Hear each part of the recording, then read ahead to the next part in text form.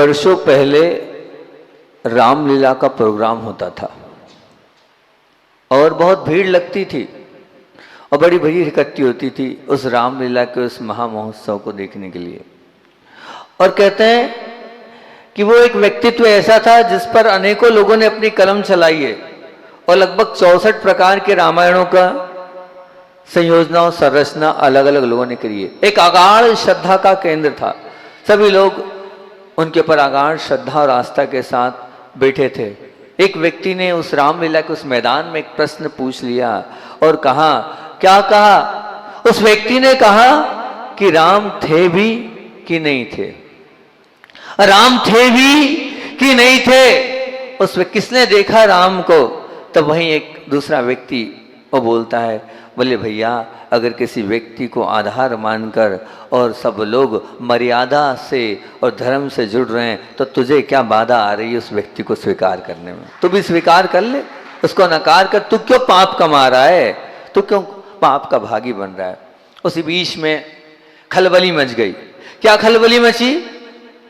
कि जो रामलीला होनी थी उस रामलीला में जो रावण थे वो रावण किसी बात को लेकर जो रोल अदा कर रहे थे वो नाराज हो गए। छोटी सी बात को लेकर उनको विकल्प हो गया और बोले हमें भोजन अच्छे से नहीं दिया गया और राम को बहुत अच्छे से परोसा गया। जो देखो वो राम ही राम को देख रहा था, उसकी खिचड़ी में ही घी डाला जा रहा था, उसी से सब कह रहे थे। और मैं क्या, मेरी कोई कीमत नहीं है? मैं भी तो रोल अदा कर रहा हूँ, मुझे नहीं करना रावण का रोल। बिखर गया वो। अब जैसे बिखर गया तो बस फिर क्या था, पूरे परिसर में ये होने लगा कि अब रामायण नहीं होगी। इतनी सारी जनता उस रामलीला को देख नहीं है और नहीं होगी तो अपने आप में एक आक्रोश जैसा माहौल हो गया, है ना, रोष वाला माहौल हो गया। रोष समझ रहे ना आप? रोष तो समझ रहे हैं। हमने सावला जी आरोन की परिभाषा की और आरोन जहाँ जाता हूँ वहाँ की परिभाषा करता हूँ, तो उसी पर भी व्याख्या चतुर्मास चल रहा है। लेकिन क्या करूं, विश्व हिंदू परिषद बैठा है तो मैंने अपने प्रवचन की जो चल रही थी उसको संयोजना कर दी। मैंने जो आरोन की व्याख्या करी है, आप बोल रहा है जो आपने भी हाल बात बोली है, आस्तिक अर्थात जैन बनने को मिला है चातुर्मास। अभी कोई भी जैन नहीं है, ये एक भी जैन नहीं। आपने सही बोला, बिल्कुल सही बोला।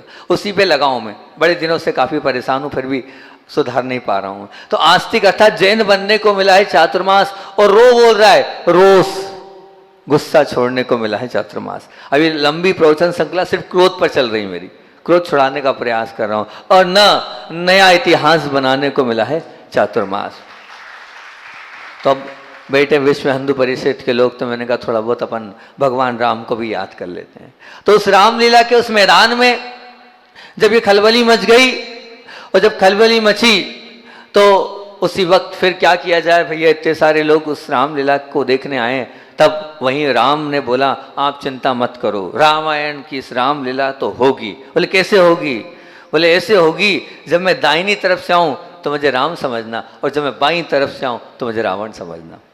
जब मैं दाहिनी तरफ से आऊं तो मुझे राम समझना, जब मैं बाईं तरफ से आऊं तो मुझे रावण समझना। तो उन्होंने कहा ठीक है भैया, आप दोनों रोल अदा कर लेना, राम का भी अदा कर लेना और रावण का भी अदा कर लेना। बस ये वहाँ पर घटना घटी और आप लोग सोचो ऐसे कैसे रामायण होगी। नहीं भैया, हम सबकी भी यही परिस्थिति है। हम सब भी इसी प्रकार के रामायण को रोज रोज कर रहे हैं। जब हम मंदिर में रहते हैं तो राम बन जाते हैं, प्रभु और गुरु के पास तो हम राम होते हैं, और जैसे ही हम मंदिर के बाहर निकलते हैं तो हम रावण बन जाते हैं। हमारे पास भी वही स्वरूप है, वही राम है, वही रावण है। एक तरफ राम है और एक तरफ रावण है। मैं आपसे दो प्रश्न पूछता हूं, मैं आपसे दो ही प्रश्न पूछ रहा हूं। राम ने ऐसा क्या किया जो उसको पूरी दुनिया पसंद करती थी? तो उत्तर एक ही होगी, राम अगर प्रसिद्ध है तो कैसे प्रसिद्ध? मर्यादा पुरुषोत्तम राम। उनके पास मर्यादा थी, उस मर्यादा के कारण उन्हें सभी लोग पूजते हैं, मानते हैं और अहोभाव और आदर भाव से स्वीकार करते हैं। और रावण में सबसे बड़ी गलती क्या थी? क्या बात है, बहुत अच्छी बात है। अहंकार। तो किसने बोला आएगा? कौन ने बोला है? सेलू भैया ने बोला, हमारे बहुत अच्छे व्यक्ति ने बोला। मैं कुछ कह ही नहीं सकता हूँ। कोई ऐसा वैसा व्यक्ति होता तो उसकी तो लू उतार देता। मुझे नहीं लगता है कि उनके अंदर अहंकार होगा। मुझे नहीं लगता कि सेलू भाई के अंदर अहंकार होगा। इतने बड़े व्यक्ति हैं, नगर पंचायत के, कहें अध्यक्ष हैं, लेकिन बड़े सरल और सहज है। कोई दूसरा व्यक्ति होता तो उसकी आजू उतार देता मैं सबके बीच में।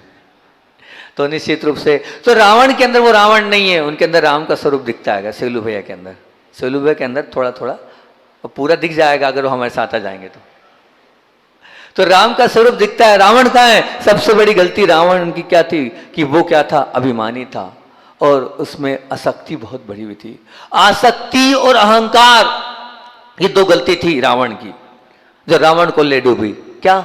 आसक्ति और अहंकार। इस आसक्ति और अहंकार के कारण वो आवेश और आक्रोश उसमें जन्म ले लिया।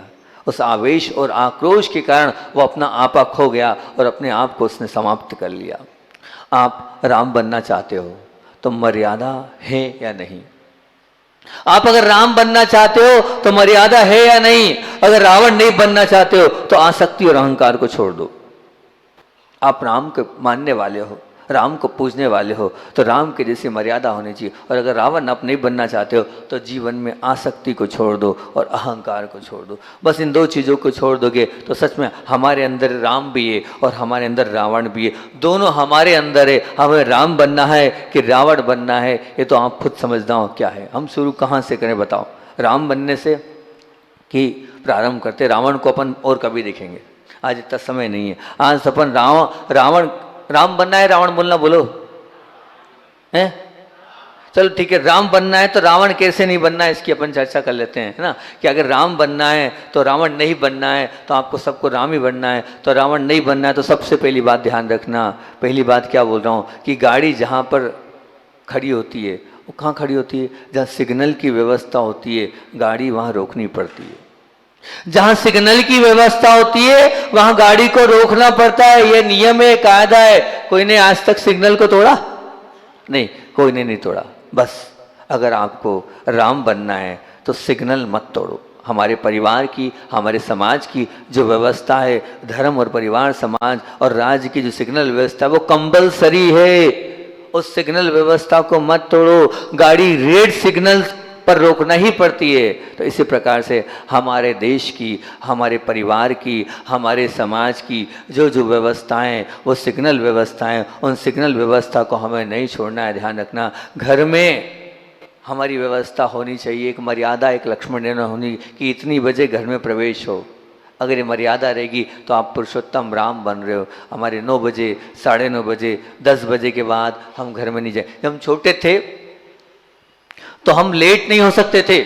लेट हुए तो कारण देना पड़ता था कि इतनी लेट कहाँ थे। तो आज यहाँ बैठ पाए, आज यहाँ आए ना, तो वो हमारे पास वो मर्यादा थी, वो सिग्नल व्यवस्था हमारे घर परिवार की थी। वो पूछते थे कहाँ जा रहे हो, कहाँ थे, कैसे थे, किस प्रकार से थे। ऐसी वो मर्यादा और सिग्नल व्यवस्था होगी तो हम पुरुषोत्तम राम बन सकते हैं। हमें रावण नहीं बनना है। विभीषण ने कहा था ये हमारे कुल की व्यवस्था नहीं है जो तुम कर रहे हो, ऐसी कोई व्यवस्था हमें नहीं करना है। आज परिस्थिति ये खराब हो गई, सच कह रहा हूँ, इतनी परिस्थिति खराब होती है। पहले सांवला जी मीडिएटर होते थे विवाह कराने वाले। आपका विवाह भी शायद कोई मीडिएटर ने कराया होगा ना।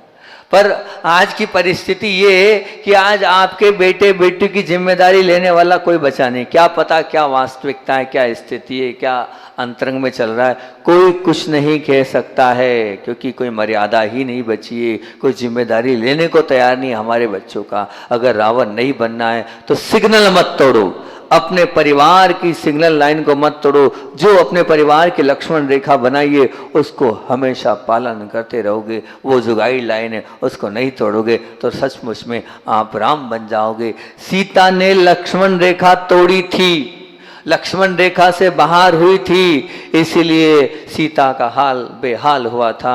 आप अगर सीता से सीख ले सकते हो तो हमारी जो लक्ष्मण रेखाएं उन्हें हमें नहीं तोड़ना है। हमारे परिवार की कोई ना कोई सिंगल व्यवस्था होनी चाहिए, कोई ना कोई लक्ष्मण रेखा होनी चाहिए, नहीं तो ध्यान रखना हमारे संस्कार समाप्त तो होते चले जाएंगे। एक बात बताएं, एक छोटी सी बात, बम्बई की बात बता रहा हूँ कि एक बच्चे ने जिद करी अपनी माँ से मुझे पिक्चर देखना है। और वो पहले एक शौक होता था, जब कोई नई पिक्चर रिलीज़ होती थी तो वो जब रिलीज होती तो फर्स्ट शो का एक क्रेज़ होता था। हमारे ज़माने में तो होता ही था, आपके ज़माने में क्या पता, मोबाइल का ज़माना है। मतलब जो वो रिलीज़ होती थी तो पहला शो देखने जाना है। अब वो जब पिक्चर रिलीज़ हुई तो वही एक क्रेज़ था। तो बम्बई जैसे शहर में तो बहुत सारे थिएटर्स थे। अब उस बच्चे ने कहा अपनी माँ से, क्या कहा कि मुझे पिक्चर देखना, first day first show, first day और फर्स्ट शो। तो माँ ने कहा बेटा 4 अलग अलग टॉकीज थी, तो उसने कहा वो जो मोहल्ले के पास टॉकीज है वहाँ चले जाएं पिक्चर देखने के लिए। तो माँ ने कहा बेटा तुझे वहाँ नहीं जाना है। तो बोले तुझे अंधेरी के पास वहाँ जाना है। बोले माँ वहाँ क्यों जाऊँ? बोले इतना कर लेना, मैं तुझे पिक्चर के पैसे भी दे रही हूँ, पर इतने संस्कार मैं तुझे दे रही हूँ कि वहाँ पर साधु का चतुर्मास हो रहा है, वहाँ साधु रुके हुए हैं, वहाँ पर दर्शन कराना, और इस दर्शन के बहाने जाएगा, हो सकता है कुछ उनके भी संस्कार पड़ जाएं, वहाँ चले जाना। बहुत अच्छी बात। माँ ने कहा बट ठीक है, और वो आ गया और साधु के दर्शन किए। महाराज जी से कहा माँ ने मुझे भेजा है। क्यों? बोले पिक्चर है तो और भी बहुत सारी टाकीज में लगी थी, लेकिन माँ ने कहा था कि गुरु हैं और गुरु के दर्शन करने जाना है, और गुरु के दर्शन करके फिर उसके बाद आना है। भली मैं यहाँ पिक्चर देखने आया हूँ, साथ साथ में आपको देखने भी आया हूँ। ये संस्कार हैं हमारे यहाँ के, जो गुरु और प्रभु के दर्शन जहाँ मिले हमें छोड़ना नहीं है, और ये संस्कार हमारे सांवला जी के भी है। मैं जब से संघ से बाहर निकला हूँ, मैं आज तक सांवला जी को कभी नहीं बुलाया। मैंने, दुनिया सांवला जी को बुलाती है, पर मैंने सांवला जी को कभी नहीं बुलाया। और जब भी आसपास रहते हैं रोज सुनते हैं महाराज जी हैं, वो अपने आप आते हैं।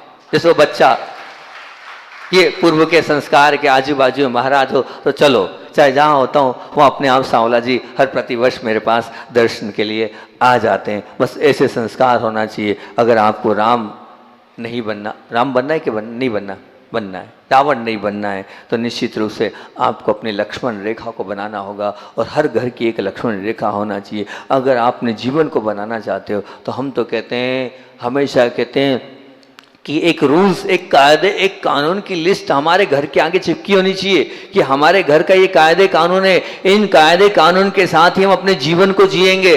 तो निश्चित मान के चलना, अगर रूल्स तोड़ते हैं, मर्यादाएं तोड़ते हैं, तो उसका पनिशमेंट होना चाहिए। तो निश्चित आपकी वो बालिकाएं, आज तो सब कुछ समाप्त हो चुका है, कोई मर्यादा ही नहीं बची है। कहाँ से मर्यादा? पुरुषोत्तम राम को मानने वाले हो आप। राम आप बनना तो चाहते हो, लेकिन राम जैसे कार्य आप कम कर रहे हो।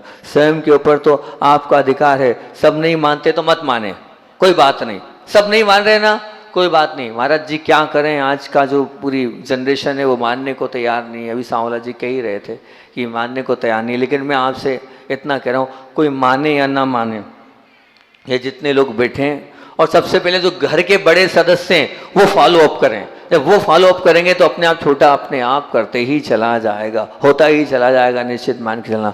कंडीशन, एक रिपोर्ट्स पड़ी, 60,000 बच्चों में से 50,000 बच्चे स्मोकिंग कर रहे हैं बाहर। 50,000 बच्चे स्मोकिंग कर रहे हैं। आप विचार करना क्या परिस्थिति बन रही है। 50,000 बच्चों की बीड़ी सिगरेट की आदत, स्मोकिंग की आदत, ड्रग्स की आदत पड़ गई है। बाहर आप पढ़ने भेज रहे हो, पर लक्ष्मण रेखा के साथ नहीं भेज रहे हो, कोई कायदे कानून बना के नहीं भेज रहे हो, और बाहर के उस कल्चर में वो जा रहे हैं और अपने जीवन को समाप्त करते चले जा रहे हैं। पिछली बार सांवला जी से मैंने एक बात बोली थी, अब क्या पता क्या किया उन्होंने, मैं नहीं जानता कब बोली थी। बामोराव में आए थे तब बोली थी, तब याद है मुझे। मैंने एक बात और उनको एक सत्य घटना सुनाई थी मैंने। अभी तुम्हारे विधायक जी आए थे तब भी बोला, लेकिन क्या करूँ, वो चीज़ सबसे बोलता हूँ, सुनवाई नहीं हो रही है। अब साधु तो सिर्फ बोल सकता है, अब वो थोड़ी कि आंदोलन करने बैठ जाए। मैंने कहा था पिछली बार भी, आपको ध्यान हो सांवला जी क्या बोला था, भूल गए? फिर से दिलाऊं याद। मैंने कहा संस्कार समाप्त हो रहे हैं। क्या संस्कार? हम हिंदू धर्म वाले हैं, हम गाय को बचाने वाले हैं, हम अहिंसा धर्म को पालने वाले हैं। और हमारे वो हिंदू समाज के बच्चे, हमारे जैन समाज के बच्चे जब बड़े बड़े यूनिवर्सिटी और बड़े बड़े कॉलेज में पढ़ने जाते हैं तो वहाँ मांसाहारी परोसा जाता है, एक साथ एक मेस होती है। होता ये है कि आजू बाजू में जब बच्चे पढ़ते हैं और वहीं पर खाते हैं, तो खाने से होता ये कि धीरे से संस्कार पड़ जाते हैं, फिर वो मांसाहारी हो जाते हैं। और जब मांसाहारी हो जाते हैं तो ये होता यही हैगा कि बाद में, जब एक सत्य घटना मैंने सुनाई थी कि जैन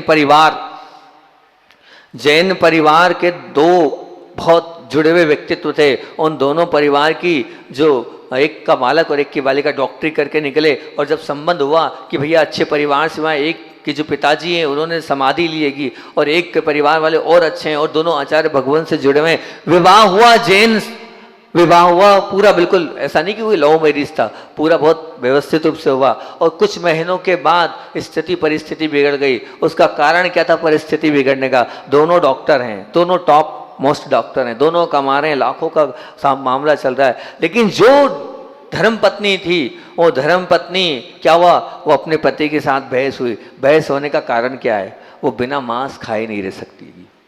हर घर में राम राम चाहते हो तो इस व्यवस्था को आपको मानना ही चाहिए। बच्चों के लिए अलग अलग कमरे देकर आप क्या कर रहे हो, अलग अलग स्थान पे उनको खुली आज़ादी दे रहे हो, और खुली घर में वो जब अलग होते हैं तो मोबाइल से बात करते हैं। अरे वो मोबाइल आपने सौंप रखा है, क्या है उसकी, क्या मर्यादा है, वो क्या कर रहे हैं आपको ही नहीं पता उस मोबाइल में। मैं हमेशा बोलता हूं, पहले लोग ज्वेलरी छिपाते थे और आजकल मोबाइल की गैलरी छिपाते हैं।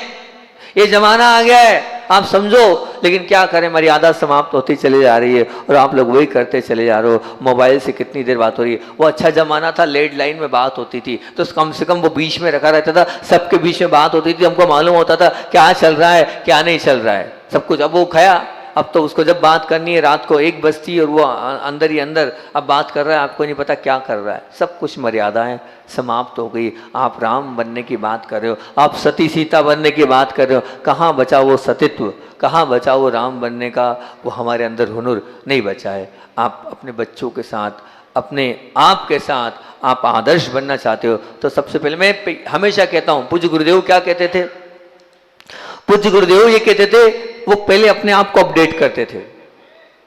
पहले अपने आप को अपडेट, मुझे वो संस्मरण याद आ रहा है, रोज संस्मरण सुनाता हूँ, सुना देता हूँ, है ना, क्योंकि बाद में सुनाऊंगा, अभी सुना देता हूँ। पूज्य गुरुदेव का संस्मरण सुनाता हूँ। और जितने घर के बड़े सदस्य बैठे हैं यहाँ, आज तो बहुत सारे लोग बैठे, मिंटू लाल जी बैठे हैं और भी अध्यक्ष जी बैठे हैं, हमारे गरीबादास जी बैठे हैं, जो घर के लोग बड़े बड़े बैठे हैं वो सब सुन लो आज कान खोलकर। पूज्य गुरुदेव की बात आपके बीच में रख रहा हूँ, बात बहुत पुरानी रख रहा हूँ आपके बीच में, लेकिन बड़े लोग सुन लो। वैसे तो मैं मानूं हर व्यक्ति बड़ा है, अगर इस संस्मरण को सुन लोगे तो हर व्यक्ति बड़ा है। पूज्य गुरुदेव जब राजस्थान से बुंदेलखंड की धरती पर आ रहे थे, तब धरती पर आ रहे थे उस समय की बात है, और बड़े पंडित जी जगमोहन लाल जी शास्त्री, जिनको बड़े पंडित जी के नाम से जाना जाता है, वो दर्शनार्थ पधारे। सुना है एक ऐसा दिगंबर संत है जो युवा अवस्था में जिन्होंने दीक्षा ली है और आचार्य पद भी बहुत कम उम्र में मिल गया है। पहली बार एक ऐसा इतिहास रचा है कि एक छोटे से बालक ने जब तो बूढ़े लोग दीक्षा लेते थे, अब वो एक नए व्यक्ति ने दीक्षा ली। वो पहुंच गए दर्शन के लिए, गए 1 दिन के लिए थे, उनकी चर्या का अवलोकन किया और 1 दिन 2 दिन 3 दिन 7 दिन तक गुरुदेव के पास रुक गए। और फिर उसके बाद बड़ी चर्चाओं में पूज्य गुरुदेव से बहुत सारी धार्मिक चर्चाएं करी। और जब आने लगे तो वैसे तो गुरुदेव के सामने अच्छों की हिम्मत नहीं होती है, कि सांवला भी जी जानते होंगे कि कोई बोल नहीं पाता है, बातें हम 100 लेके जाते हैं लेकिन वहाँ बोलने की हिम्मत 1 की भी नहीं हो पाती। और व्यक्ति उनका ऑरा ही इतना प्रभावकारी था कि उनके पास जाकर सब बातें अपने आप गौण हो जाती है, बस उनको देखने से ही सब कुछ तृप्ति हो जाती है, अपने आप समाधान मिल जाता है, सब शंकाओं का यूं ही अपने आप स्पष्ट हो जाती है। पर बोलने की हिम्मत थी। और बड़े पंडित जी साहब जगमोहन लाल जी शास्त्री साहब ने, जो कि अपने आप में बहुत दिग्गज जिन दौला जय धौला की हिंदी करिएगी, वो उन्होंने आचार्य श्री से एक बात बोला, बोले आचार्य श्री जी मुझे समझ में नहीं आता है कि आप इतने सुंदर हो और आपका संग भी कोई छोटा नहीं है, इतने सारे आपके छोटे छोटे शिष्य हैं, फिर भी आपको अब क्या चाहिए, क्या सिद्धि चाहिए आपको, क्या रिद्धि चाहिए आपको, ये क्या लगा रखा है आपने। एक तो 50-50 किलोमीटर दिन भर, 50-55-60, अभी जैसा मामला नहीं है, 50-60 किलोमीटर चलते थे, कमंडल हाथ में लिया और चल दिए, कोई है तो है, नहीं है तो नहीं, वो भी ठीक है, कोई बात नहीं। अब आपकी चर्या, आपका शरीर है, आप ठीक कर रहे हो, 50-60 किलोमीटर चल रहे हो। लेकिन मुझे एक बात समझ में नहीं आती है, आप आते हो और आते ही आकर क्या कर लेते हो, आया प्रतिक्रमण किया और सीधे सामायिक में खड़े हो जाते हो, और इतना चल के आए हो 2, 2.5, 3 घंटा सामायिक करते हो, क्या होगा ये, आप क्या, कौन सी सिद्धि चाहते हो। आचार्य श्री मुस्कान सांवला जी सुनना, पूज्य गुरुदेव का जवाब सुनना। पूज्य गुरुदेव ने इतनी अच्छी बात बोली, पूज्य गुरुदेव ने बोले भैया पंडित जी साहब, ऐसा है मुझे कोई सिद्धि की आवश्यकता नहीं है, मैं क्या करूँगा, सिद्धियों को तो छोड़ के आया हूँ और रिद्धियों को तो एक तरफ रखता हूँ, मुझे रिद्धि और सिद्धि नहीं चाहिए। फिर क्या फिर आप इतने क्यों परेशान करो अपने शरीर को, बैठ के सामायिक कर लो। तो आचार्य श्री ने बड़ा अच्छा जवाब दिया, मैं घर का बड़ा सदस्य हूँ, मैं घर का बड़ा सदस्य हूँ, पूरे लोग मुझे देखते हैं, अगर मैं बैठ के करूँगा तो मेरे शिष्य लेट के करेंगे, और मैं खड़े होके करूँगा और मैं 2.5 घंटे करूंगा तो कम से कम 1 घंटे वो बैठ के करेंगे। मैं अपने लिए खड़े होकर सामायिक नहीं कर रहा हूँ, मैं इन सब के लिए कर रहा हूँ, दिखाने के लिए। इन सब को दिखाने के लिए मैं कैसे कर रहा हूँ सामायिक, खड़े होके कर रहा हूँ। तो आप अगर करोगे तो निश्चित रूप से आपके बच्चे करेंगे। पहले आप तो मोबाइल को छोड़ो, तब तो कहीं जाके वो बच्चे मोबाइल छोड़ेंगे, तब तो कहीं वो जाके अपने आप में संयमित होंगे। पहले हम ही संयमित नहीं है तो उनको क्या खाक संयमित करेंगे हमारे खुद की। क्योंकि एक बात ध्यान रखना, आचार्य का मैं हाई को हमेशा मेरा फेवरेट हाई को कुछ जो मूलाचार को बता देता है। एक ही लाइन में पूरा मूलाचार आ गया, पूरा मूलाचार आ गया एक ही लाइन में। क्या? तेरी 2 आंखें, बोलो ना, तेरी और 1000 सतर्क हो जा। तेरी 2 आंखें, तेरी और 1000 सतर्क हो जा।